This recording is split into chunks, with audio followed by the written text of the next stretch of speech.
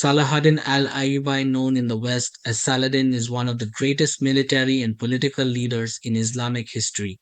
A warrior, a diplomat, and a man of honor, he changed the course of history by uniting the Muslim world and reclaiming Jerusalem from the Crusaders. But how did this legendary figure rise to power? And what made him such a formidable leader? This is the story of the man who built an empire and became a symbol of justice and courage.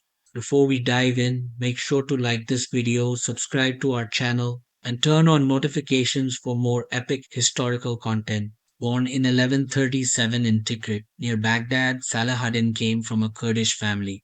His father was a military leader, and from a young age, Salahuddin showed great skill in horseback riding and polo.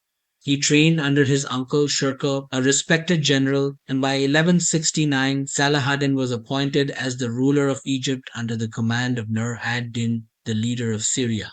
He wasn't just a warrior, he was also a visionary. When Nur ad-Din passed away in 1174, the Muslim world was fragmented. But Salahuddin had a mission to unite the Muslim lands and push back the Crusaders. Salahuddin's first move was securing Egypt. Then in 1174 he captured Damascus. His strategic brilliance and diplomatic skills allowed him to forge alliances, bringing together Syria, Egypt, Arabia, and Mesopotamia under his rule. But it wasn't just military power that made Salahuddin a great leader, he was known for his wisdom, justice, and generosity. Even his enemies respected him.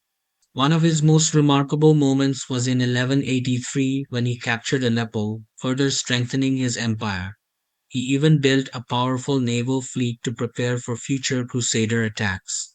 But his greatest battle was yet to come. The year is 1187. The Crusaders, led by King Guy of Lusignan, had been provoking Salahuddin. The time for battle had arrived. On July 4th, 1187, the two armies clashed at the Battle of Hattin. Salahuddin's army of 20,000 warriors faced the Crusader forces, who were exhausted, dehydrated, and outnumbered.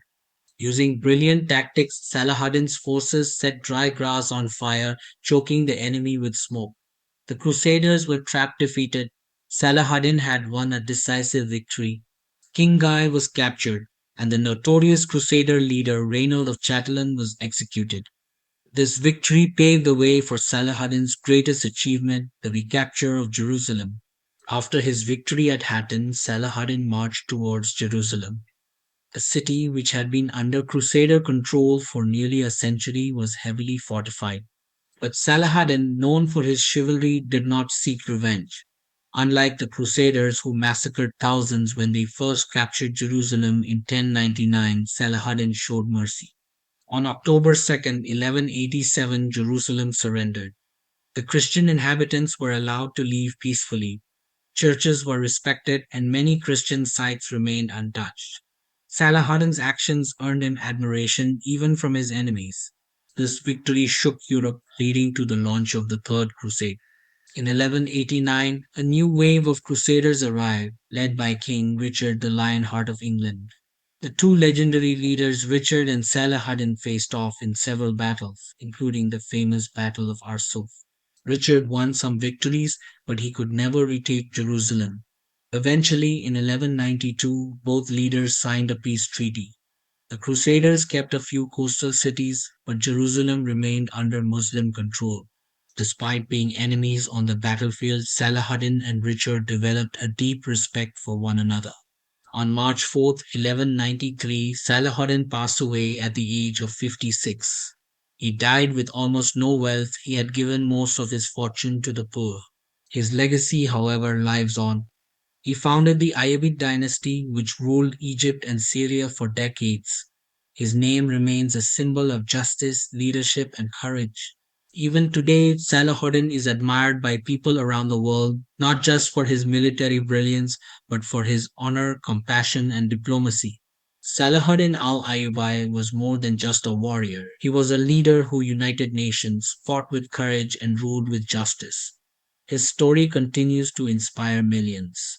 What do you think of Salahuddin's legacy? Let us know in the comments. If you enjoyed this video, don't forget to like, share, and subscribe for more historical epics. Thanks for watching. Until next time, stay curious, stay legendary.